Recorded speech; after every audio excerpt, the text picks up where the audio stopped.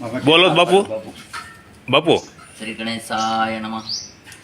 આંખોની અંદર તાપ લાગતો હોય, બળતરા રહેતી હોય, ઓછું દેખાતું હોય, કાનની અંદર સીટી વાગતી હોય, કાનનો દુખાવો હોય, માથાનો દુખાવો હોય, પથરીનો દુખાવો હોય, હરસમચ્છા હોય, ચિકનગુનિયા હોય, એવો કોઈ પણ પ્રકારની બીમારી હોય, લકવાની બીમારી હોય, કોઈ પણ પ્રકારની બીમારી હોય, તાત્કાલિક આપણે ઈલાજ કરી દઈએ છીએ અને 5 મિનિટમાં રિઝલ્ટ મળે છે.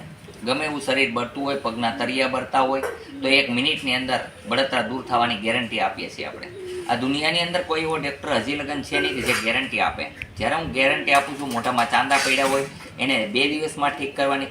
ચિકનગુનિયા ખાલી 3 મિનિટમાં, 5 મિનિટ કહું છું પણ 3 મિનિટમાં દૂર કરી દઉં છું. તમે જાતે જોયું છે, અનુભવ કર્યો ને. આપણે તમને કીધું તો 5 મિનિટ, તમને 2 મિનિટમાં રેડી થઈ ગયા ને, પૂરું થઈ ગયું.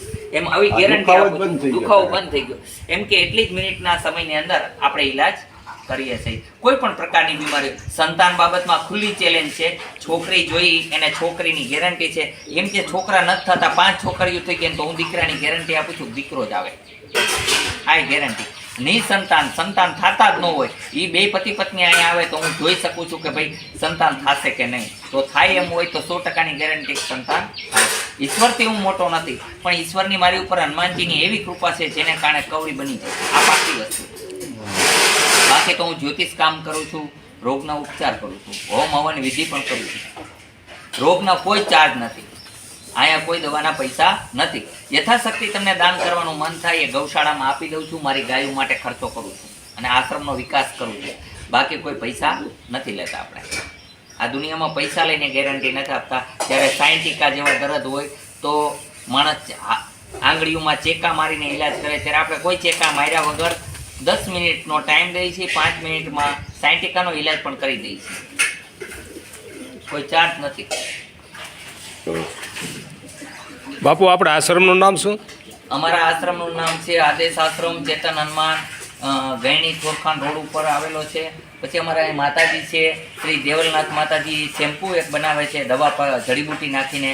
તો એ શેમ્પુથી માથાની અંદર ખોડો થતો હોય કે વાળ ખરતા હોય એનો પણ ઈલાજ થઈ જાય છે. માતાજી એક બીજી દવા બનાવે છે, કોઈને ધાધર થઈ હોય, ખરજવું થયું હોય તો એને દૂર કરવા માટે થઈને. પછી એક કબજિયાતની દવા પણ માતાજી બનાવે છે. પછી સંધિવાની દવા પણ માતાજી બનાવે છે. આપણે ગયડી ત્યાં કેટલું દૂર થાય બાપુ? ગયણીથી 2 કિલોમીટર. અને આમ થોરખાણથી? થોરખાણથી પણ 2 કિલોમીટર. અને રાણપર? રાણપરથી 4 કિલોમીટર થાય. હા બરોબર.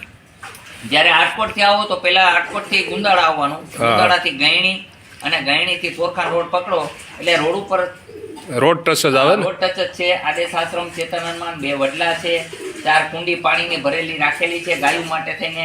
અને આવતા જતા યાત્રાળુઓ માટે પાણીની સગવડ ત્યાં રાખી છે, ટાંકી. આ નિશાન છે અને 2 બાજુ બોર્ડ છે. આદેશ આશ્રમ? હા, આદેશ આશ્રમ છે. અમે નાથ સંપ્રદાયના સાધુ છીએ. અમારું એક જ ઈચ્છા છે, જગત કલ્યાણ, અમારું કલ્યાણ, બીજું કોઈ કલ્યાણ નહીં. અને હું હરેક વ્યક્તિમાં ભગવાનને જોઈને સેવા કરું છું. માનવ સેવા જ પ્રભુ સેવા સમજુ છું. ઈશ્વર નથી કાશીમાં, નથી હરિદ્વારમાં, ચિત્ત પ્રજ્ઞ રૂપે ચેતન સ્વરૂપ હર કોઈના હૃદયમાં છે. આ જોઈને હું સેવા કરું છું. મને એવું થાય છે કે હરેક વ્યક્તિમાં જ ભગવાન છે. સારા કર્મ કરે તો ભગવાન છે, દુષ્ટ કર્મ કરે, ખોટા કર્મ તો શેતાન ક્યાંય ગોતવા જવાની જરૂર નથી. મસ્તકમ બ્રહ્મ સ્વરૂપમ હૃદય વિષ્ણુ પૂર્ણ શરીર શિવ સ્વરૂપ આયકુ સૂર્ય ચંદ્ર કાન અશ્વિની કુમાર છે. જીભ સરસ્વતી છે, રૂવાટી 9 લાખ તારા છે. અગ્નિ તમારામાં, વાયુ તમારામાં છે, અનંત દેવ તમારામાં છે. શુદ્ધ કર્મ કરો, સારા કર્મ કરો, બસ.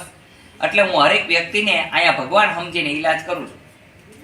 મેં ક્યારેય મનની અંદર એવો ભાવ નથી કર્યો કે આ દર્દી છે, એની મજબૂરી છે, લાચારી છે, એની તકનો ફાયદો ઉઠાવવો, એવો કોઈ ઈરાદાથી આપણે ઈલાજ નથી કરતા. પણ હું એમ સમજુ છું કે મારી કંઈક ઉપર ભગવાનની કૃપા છે એટલે મને સેવા કરવાનો મોકો આપે છે. એમ હરેક વ્યક્તિમાં હું ભગવાન જોઈને સેવા કરું છું. સ્ત્રી આવે તો એની અંદર મા, બેન, દીકરી જોઈને સેવા કરું છું. મને એમ થાય કે શક્તિનો અવતાર છે, મા જગદંબા અહીંયા પધારે છે અને હું એનો ઈલાજ કરું છું. આ જ મારી ઈચ્છા, બીજી કોઈ ઈચ્છા નથી. સરસ સરસ લે બાપુ.